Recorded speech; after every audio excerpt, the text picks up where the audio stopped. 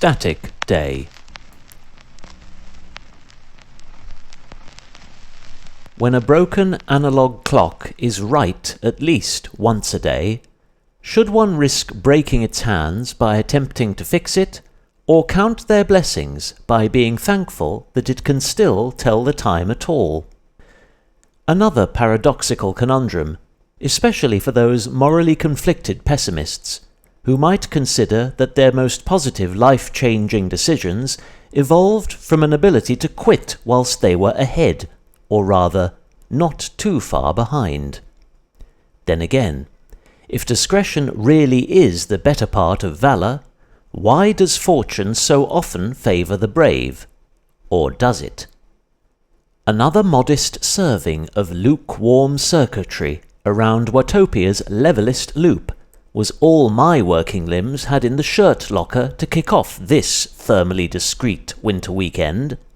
when a vast cumulus wilderness, drifting slowly inland over Shoreham's serene peninsula, was dense enough to render a sundial even less functional than any broken clock. Off the beaten topic. Shortly prior to entering the tiniest hour of this January's tertiary Sabbath, during an unlogged potter to accrue the usual dog-eared post-it note of perpetually depleted consumables, including zero-calorie bleach at 80 pence per litre,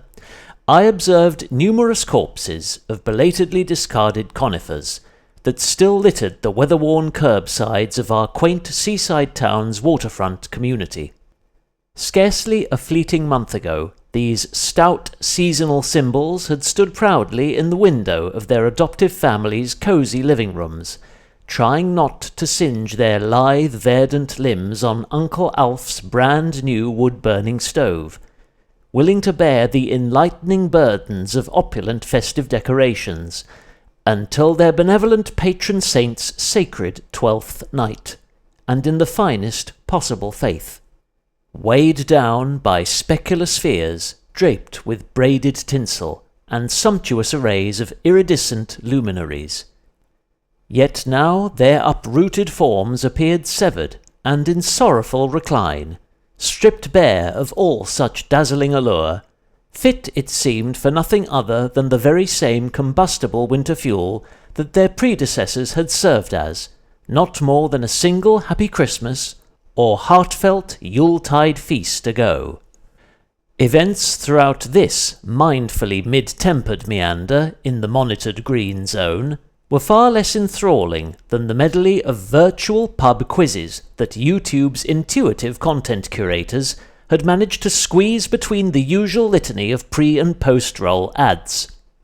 Though on the third of 4 unstructured orbits around Watopia's oceanic realm, I cadged a brief ride aboard the Cocoa Express, as its capacity payload of peddling passengers squiggled their way up and along the boulevard's snaking switchbacks.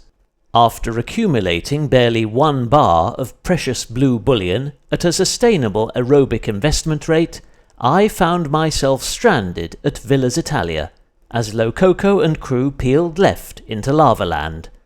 Evidently, my avatar had neglected to travel in this overloaded pleasure train's front 4 carriages. Back on tracks. Revenge is as sour as a pair of hollowed-out legs perceive, following last session's minor crisis of coordination, whilst travelling comfortably aboard Coco's big blue choo-choo, when I was convinced that my renewed season ticket entitled me to a first-class tour of Watopia's wide and wonderful waistband, along with enough bot-accelerated bitcoins to subsidise my return trip to Bedfordshire in an empty sleeper carriage. On this externally drizzle-ridden dawn, nanoseconds after touching down near Titan Grove's tree-lined eastern fringe, it became clear that Yumi's substitute express service was running a shade ahead of full steam up front, with a supercharged engine car closely matching the pace of its cranky cargo whilst digging their way out of the desert's quicksand, but generating a higher cumulative average output than both they and their autonomous pilot's dynamic power profiles yielded during the subsequent descent. Hence, within the brief mile that it took for our flexible gravy train to tunnel back to the mainland, a catastrophic decoupling had occurred. Dialed my data dungeon's swipe-sensitive headwind up by enough notches to keep a cool heart and dry skin, though once we'd exited Marine Central and rattled across the docks, the gap separating pistons from passengers had widened to several coach lengths, and continued growing under the impressive momentum we sustained throughout the boulevard's ascending hairpins. A mishmash of manual U-turns and 50 steady kilometres of sun-blushed coast later, I sensed that my ticker's second baptism of bittersweet beats was complete.